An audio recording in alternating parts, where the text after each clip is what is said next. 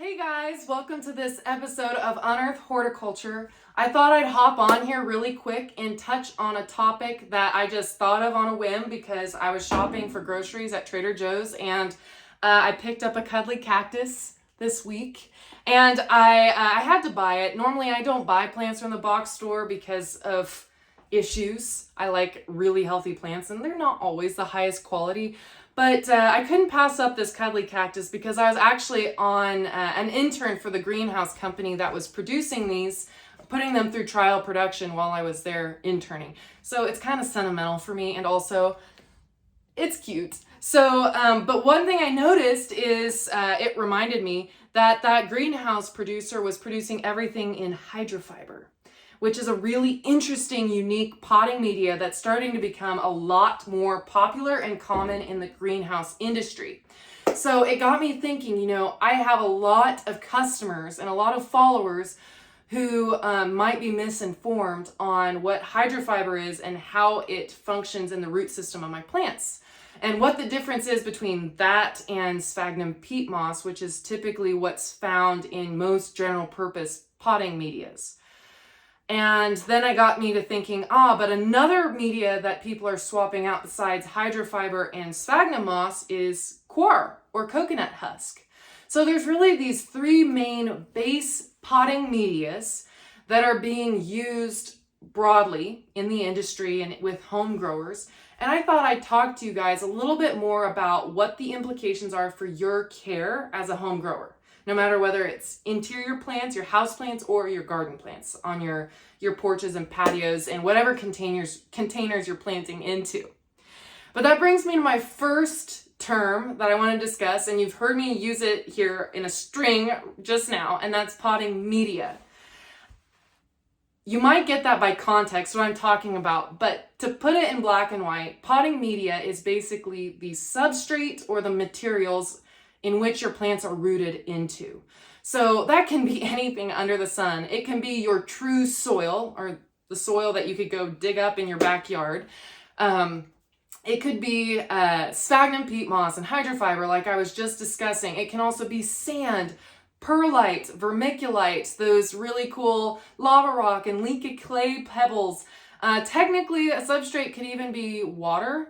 Or also rock wool, which is used in hydroponics, which isn't even an organic matter substance, so it's not natural. It never was living tissue. So that's really interesting. So basically, whatever you can root a plant into, that is a substrate or a media, a potting media. So technically, when we use the term potting soil, we're not academically being correct with that terminology because most of the time, our containerized plants are not planted in actual soil. But I slip up every now and again and use the term potting soil. I'm sure you could go to the last video I shot and I would have used that term inappropriately, but hey, we're all human, right? So anyways, let's talk about those three main medias and the care implications that go along with them. Let's unearth some horticulture. The first media I want to talk about is Sphagnum peat moss. Now, there's actually a couple forms that you can find this out and about in the garden world. That would be your long-fibered sphagnum moss, and then your typical general purpose potting mix that typically has perlite mixed into it for drainage purposes. But sphagnum moss is actually mined from like swamps in Canada, and I'm sure other places too, but mainly Canada. And so it's not a renewable resource. So our garden industry, our horticulture industry is really focused on finding a replacement media for this because it's a limited resource and we don't want to overuse our natural resources because we're a green industry, right? We should be green. Anyways, the benefits of a general purpose potting mix with a peat moss base is that it has really great water retention with just the right amount of drainage. And it's really lightweight. And so for shipping plants for the industry, it's really handy. The negative about general purpose mix is not just that it's not quite as sustainable, but also that it tends to have a little bit of a hydrophobic situation. So once the sphagnum moss dries out really good, like if you're growing a cactus in general purpose or a Hoya, that's a great example. If you're growing something that you're allowing to dry out and only watering it every 4 weeks, 4 to 8 weeks, then it's going to be really hard to get it to take moisture back up again. It's hydrophobic.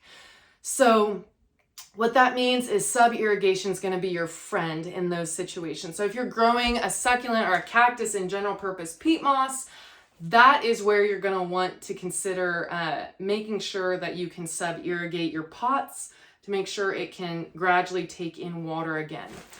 The main way that long fibered sphagnum moss is being used is for specific orchids. I really don't like using this for phalaenopsis orchids or your moth orchids. Sometimes you buy orchids with, and it's potted into this, but really it works the best in greenhouse grows and not at home, in the home grow situation. I do like to use it if I'm mounting plants as an external layer, but usually I kind of steer clear of using sphagnum moss for my plants, long fibered sphagnum moss. The next media we need to talk about is HydraFiber. And this is relatively new, and I'm not sure that it's actually on the market for the consumer to purchase. But it's important for you to understand how it works, because if you purchase a plant that is grown in HydraFiber, then you need to know how to take care of it. So HydraFiber is very similar looking to sphagnum peat moss or what's in your general purpose mixes. You can take a closer look here. It's very small fiber. It's reconstituted wood. I got to do a better research job of what it is. I know it is wood of some sort, but this is even more hydrophobic than peat moss. So what I was talking about before, where you can have so much dry down in your pots that it doesn't want to take back up water, HydraFiber is worse. So that's something to think about. I know you can grow and root almost anything into HydraFiber, and that is exactly why our industry is loving it.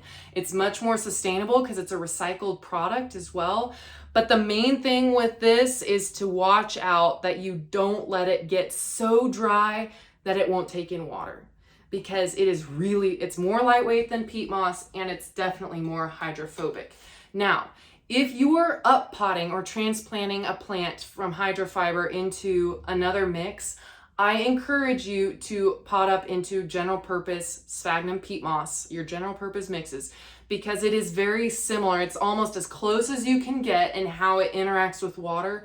Because if you were to pot this into something like Coir or compost, directly into compost or any kind of organic mix that's not sphagnum based, what can happen is, since this has different water physics interactions than the mix that you're repotting into, then it might create a bubble around the roots, and you might not get good root tapping into the other media that you're potting into, if that makes sense.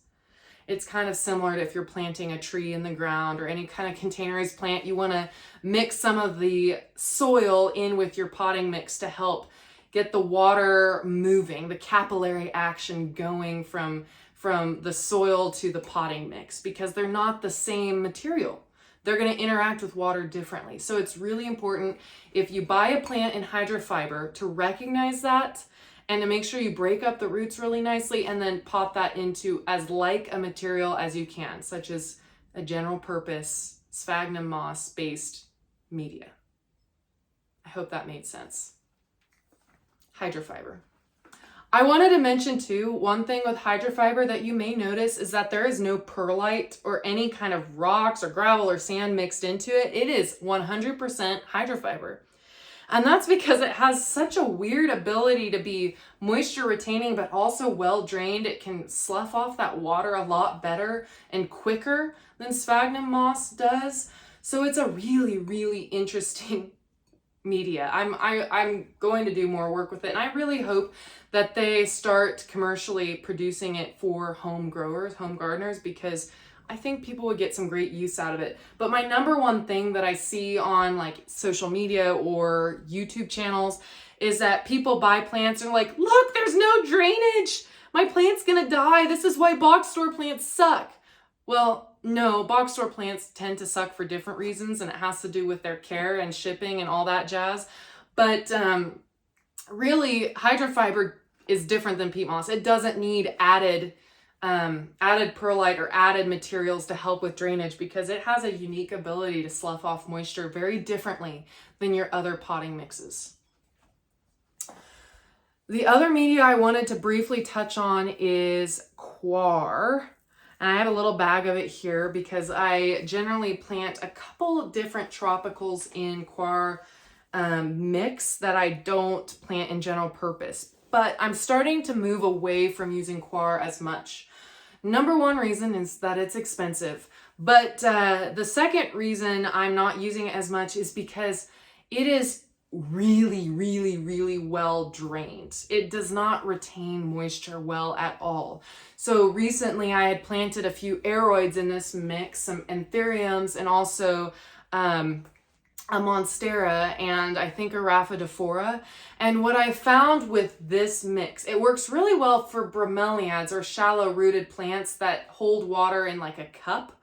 But the bigger the pot size you get and you use that Coir mix, all that water drains straight to the bottom right away, and what you end up with is a layer of water at the bottom of your huge pots, your bigger pots, and none of that moisture is retained up where the root system is because a lot of your tropical plants are more shallow rooters.